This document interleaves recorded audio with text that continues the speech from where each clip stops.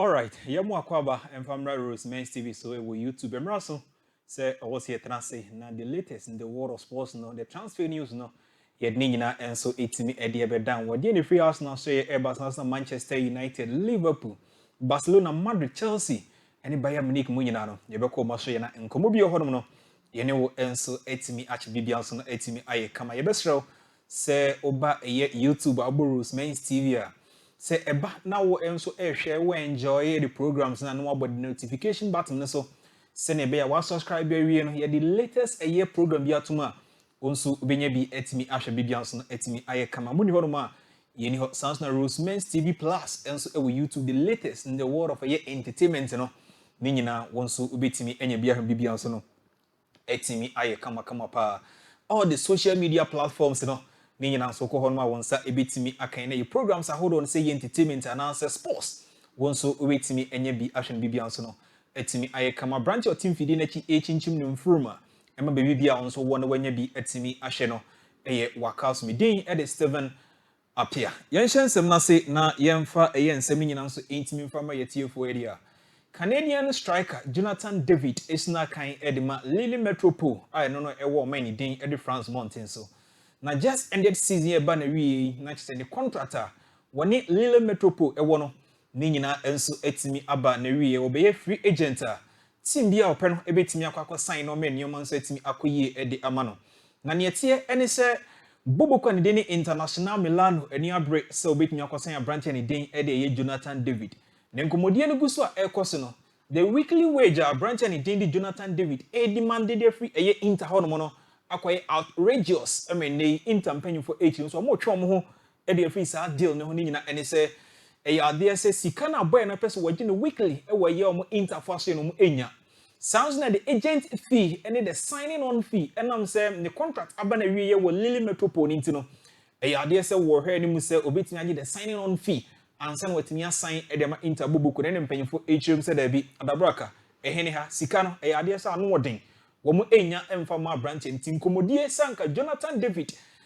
say the contract any Lille Metropole e wo aba na wiye yanko betimi assign e de ma Inter bobuku no Inter mpanyin for HM say omo entimi ene no ento nkomodie no so ne nyina ene se sikasam e ade se ne ope no ano akwaye den na gwenso ni kakra efri Inter wonum asoye enso etimi ede eba Hugo Ekitike strike na kai Frankfurt wonum bobokuko no e wo mani den ede eye Germany na ne tie ne se clubs bebrebe ena epe Hugo Ekitike Manchester United ewram anwumre ene eye Frankfurt mpanyimfo edi nkomo se nkomo nza betumi aka France nya branch ne den ede Hugo eye Ekitike ne contract aka ewo Frankfurt for asoye no eye 5 years contract ena aka na bobokwa ne den Frankfurt mpanyimfo HM se ne wona ade no onim ne bo enti se ne Manchester United epede aye 80 million pounds sterling ena se Manchester United edi se sika no ba ombetimi agya Hugo Ekitike na wabeshina kan de amabobokwa ne din eri Manchester United na gwenso ne the latest every United a warper striker a wona madwama so no efri womo enso aso ye etimi eba yere mu nchemu nyina no so no etimi ede ema yetiefo ewo ROSEMENS TV so ewo video mu ha na yanto so emfa nsem emfa me yetiefo abra efri Hugo Ekitike eri Manchester United nso aso ye ede a ne yetie ne se yede ne HM ewo ye Galatasaray for aso ye ede na nse ne bekọ Gala no yemfie ni HM ewo Liverpool ni nyina ene se John Hettinger a waye assistant coach edema Liverpool no mame emfam to wanim se wodnani achrem ewo bobokwa ne din ede Ajax Amsterdam enon ewo man ne din ede eye Netherlands Mountain so okoye head coach enso etimi ede ama boboko no ama oba eye Liverpool and his slot ne assistant coach eye John Hettinger ejane dwumadie enso etimi ede ato na no na bobokwa ne din Liverpool mpanyimfo eye CCC no womonsa akwakosi another Netherlands one more player din eye Giovanni opinion din eye Van Bronckhorst and say Giovanni Van Bronckhorst and will be a Liverpool mpanyimfo eno no edin komo say John Hettinger agya ne dwumadie say assistant coach edema Liverpool na wa free hono mo dia womra no mehye eye na nine enso with Liverpool na the 2025-2026 season no wontimi emwa opinion din enso ede eye an slot na the Premier League no agye no woman instance entimi indifferent men yoma entimi enkoye emfa emom na wo hye eye Giovanni Van Bronckhorst ne etie ene se maybe HM no would Dini Juma Edma a Bubuka Nini Rangers was Scotland Mountain so say a head coach. Nani days a year Scotland no near and it's what the Bubuka Nini Rangers equal the 2022 Europa League final. I'm on my saying committing agent so I'm ain't me Angel Sanso and at the Scottish Cup I don't know Scotland no was share and so it me the year 2002. Men yoma enso etimi ekoyenti John Hettinger a branch and Jane ede Giovanni van Bronckhorst and that was screens no so yere edi ho enkomo na the yem o free November last year and we free Rangers no free Rangers November last year no what nani chemo take mountain so koto na dwumadie so say head coach Edmund Besiktas na Besiktas no odi 6 months pe and mpanyifo ebo ne na city say ya de say no morning bono e wo fam ni nyina and say morning ma wo bo Edmund abobokwa ne din ede Rangers our Scotland Mountain so no eno ne modern campaign for share ni mu say wawuram our Scotland man den ede take ni de anko beti abeda sa modern di enso ede ama bobokwa ne den ede Besiktas nanso bosome nsia ewo na take mountain so no na ya de say modern ewo form ema bobokwa ne den ede Besiktas mpanyim for eja no kwan besi na wonni dwumadie bia enso edi ewo football man Liverpool mpanyim for HM say omne opanyim edi nkomo se bibia kowie ni payamuri a woba beto ne dwumadie so enso etimi ediama Liverpool wono boboko ne wo take mountain so ne edi the Turkish clubs ho enkomo no Galatasaray one club summer transfer mo show ambition yepa say omonsa ebetimi aka players for no one beef up their squad say ne be the 2025-2026 season the Champions League no enrom no won beto make in cash won beto bomb homoden na bia nso etimi ayeka makama pa enso etimi dia mom na no mawuram wo German Mountain so na Bayern Munich ne etie ene say Munich abrante ne din Leroy Sani one player bubukon din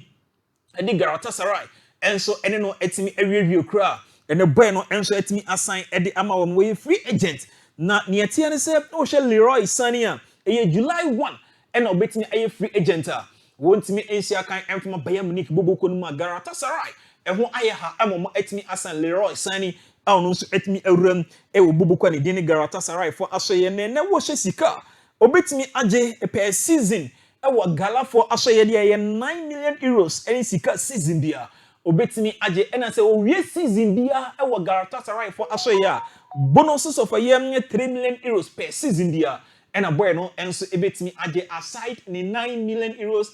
a season a obetimi enso age ewo gala for wonum enso asoye de munchemu no enso etimi ede ma etifo na wenso ni kakra if Galatasaray for asoye eba ne ka gala any players atoto ho ensense miemfa we entwam emfa ema osem Sasa boy enso one player ene bubukwa ne den ede Galatasaray hye so besan so age no ede free Bayern Munich for wonum enso asoye Scott Parker mami emfa nto anim sem prem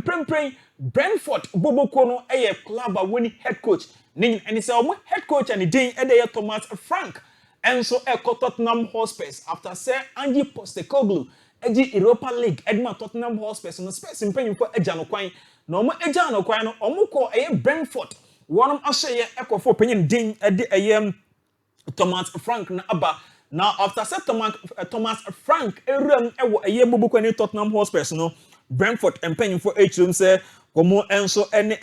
panyin din Scott Parker enso edi nkomo edu akire ye pa wonum ehese obetimi assign enso dem boboko me bia nso no etimi ayekama pa yedu nchemu no enso etimi ede ema yetiefo ne yento so emfa nsem kae no emfa ema yetiefo ne yebeko Italy kakra na yakoye transfer stories no enso etimi ede afiri ho ede aba Luciano Spalletti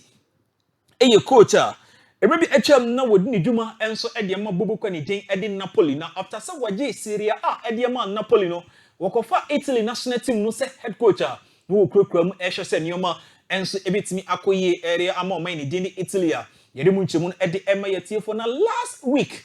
ena wone o man ne den Norway ekobo World Cup qualifier na match no ba na wie no eya ade sem Italy man no edi nkukuo ekamiensa wabrom entimi anti ekedem ebi na no na mpanyimfo HM se da bi ye no ane say na amben se Italy ene Norway ekosi akan na match no ba na wie na Norway for be Italy for kamiensa mpanyimfo jano kwan se omo entimi ento aso ene no endi dwuma biem na ne the latest one a efi Luciano Spalletti aso ye eba HM say oko eye omani ni Saudi Arabia anasa ayem Cristiano Ronaldo si akan ede amom no my head coach Stefano Pioli na Stefano Pioli ene Fiorentina fo edi nkomo adi akire yie pa obeji dwumadi no wo Italy monten so etimi akochira nyema etimi akoye di amom na no na mpanyimfo HM se Luciano Spalletti se ye pekrama di na akonwuram na se kaida bi ewo hono ma yenkofa nsu nyame ye sem no opinion ni Stefano Pioli ento aso ndi ni dwuma biem emfa emma anasa aboboko na enam se Stefano Pioli awoda with screens no so agi eyem Serie A pen edi ama Napoli no empanyifo HM se omo ehwe se omo nsa ebetimi aka no na opanyin nso abeto ne dwumadie so eri ama boboko ani din ede eye anasa ewo man ni din ede eye Saudi Arabia mountain so edi munchemu no enso etimi ede ema yetiefo ne yeka Italy any head coach ho ensensem no yento so emfa ema wo se ye she eye opanyin din ede eye Gabriel Gravina na anse ne baba Gabriel Gravina so ye no misro se uko YouTuber ROSEMENS TV obehwe na wetimi search no subscribe to send your beya won so the latest in the world of sports no ye retuma won so wonsa ebetimi aka bi ahwe na bibianso no etimi akoye ede ama won na Nuno Tavares eye player wosina kan wo Italy mountain so enso ede ma Lazio won popoko no na Lazio ene eye Nuno Tavares eye nkita hodie ene omudwumadie se player ni team no eye ade se last season eso ene ye pa boy no bon homoden ede ma boboko ne din ede eye Lazio na mame emfanto anim se Lazio ebeji last season ede free Arsenal for na Arsenal eton eye Nuno eye Tavares ede ma boboko ne Lazio no empanyimfo ni hyemu se dachi enye akire bia no se Lazio for eton Nuno Tavares ede ma team bia sika be film abaro omeji 40%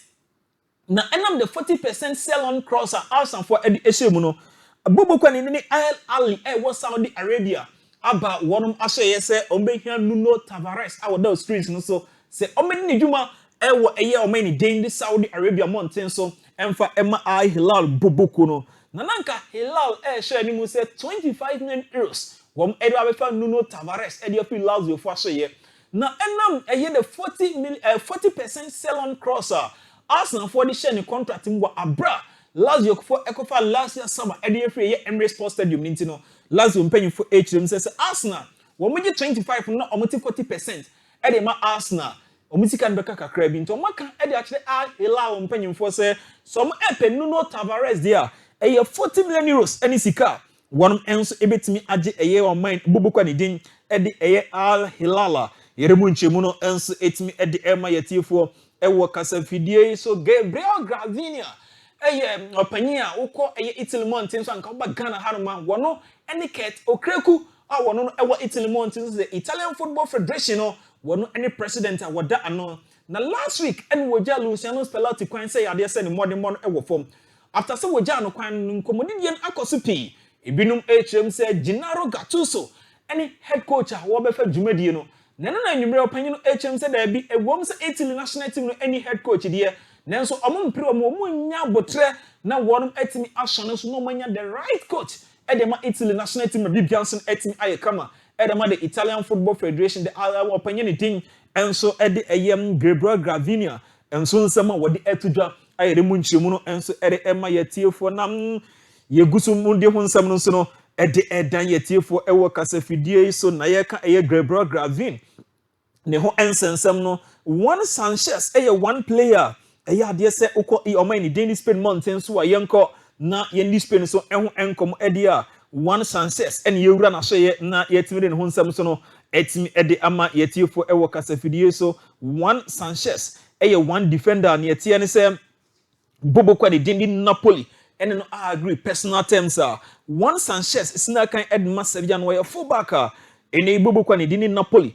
share ni mu se omdi 15 million euros ebeko Ramon Sanchez page 1 na omri sika no akokoma bobokwa ne dindi Sevilla no maja ye one Sanchez no wuram e won Naples no akosina kan ne Napoli won boboko na sika ene Napoli for edi ekoro eye 50 million euros ene sika mo edi ekoro na so Sevilla mpanyimfo HM say da bi 50 no eye ade se ewo fom ye pa enti wonum enje na gwenso ni kakra eno so etimi etodwa Sevilla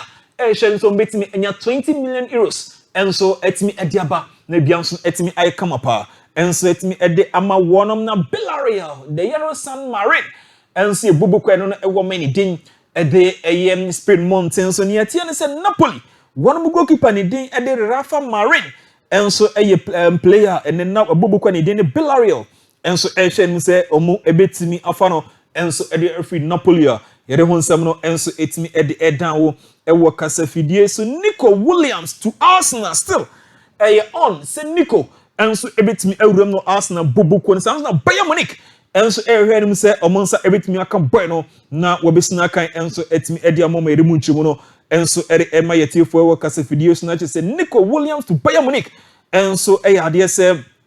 ejentre han yie pa sounds na Arsenal eno no din koma yere munchimu no enso ema yetifo Viktor Gyokeres one striker oko Sporting CP for aso Manchester United sounds na bubu kwa ni Chelsea akọ kakra sounds na Liverpool so nani akwakotete ho na ma me emfam to woni se emprempren die obrante ne di Viktor Gyokeres empanyimfo awuramu Arsenal ene dim komo se omo striker no ekwan eda ho a Arsenal empanyimfo enso intim emromefa striker emfa emfree Sporting for wonum aso na ma me emfam to woni se Sporting CP empanyimfo hrem se obrante ne di na Viktor Gyokeres no sitim dia epedia 100 million euros any sika wonum ebetimi age nenso anyumre ma me emfam to woni se ni agent awuram no Arsenal woni Arsenal mpanyimfo enso edi nkomo se omonsa ebetimi aka no na bia nso etimi aye kama empanyimfo wonum kasa bi se sika wo fia abofra ensu anopa Liverpool mpanyimfo this summer eni abriye pa after say Alexander Arnold awuram ewo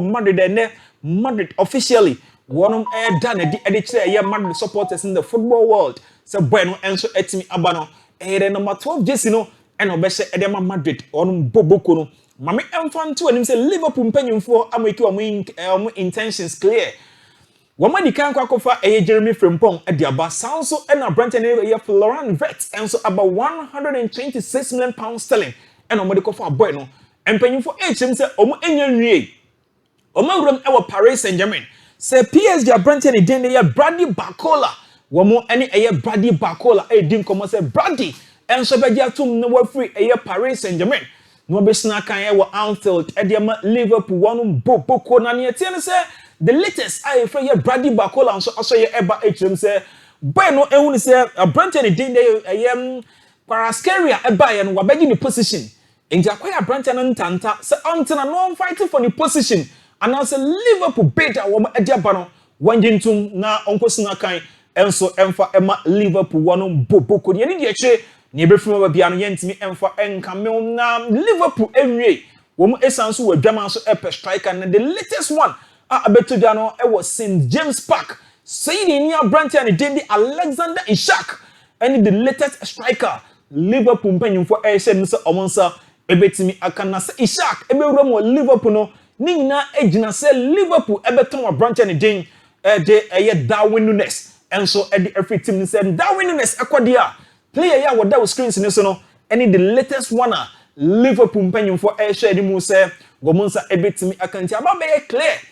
Liverpool for asye se ade se winger abeba striker abeba na omo ehwie so omahwe se omo ebetimi enya central defender enso etimi de ba ne ka central defenders won enkomo no Ibrahim Akunate mame emfantom se Liverpool mpanyimfo amano 30 days se on decided so best standing the contract no ediama Liverpool so when standing there after a year 30 days no mpanyimfo ebeton no enso ede free Liverpool won boboko no mo nchen ema ne contract no ema ne wie se ni Alexander Arnold dia ba ne wie oko as free agent no wo mo anyinsan so repeat say mistake no ebiemti 30 days ultimatum and Liverpool mpanyimfo ere ama Ibrahim Akunate se onyintum se obesan anase onsan omla clear emfa ema boboko na wey enso ene ne free na so ye enso etimi eba yere mu nchemu no ede ema yetiefo eha ena nsem ni nyina no yebetimi enso etimi ede esi nyame adoma dachena yere nkae no enso ebetimi ede aba stick and stay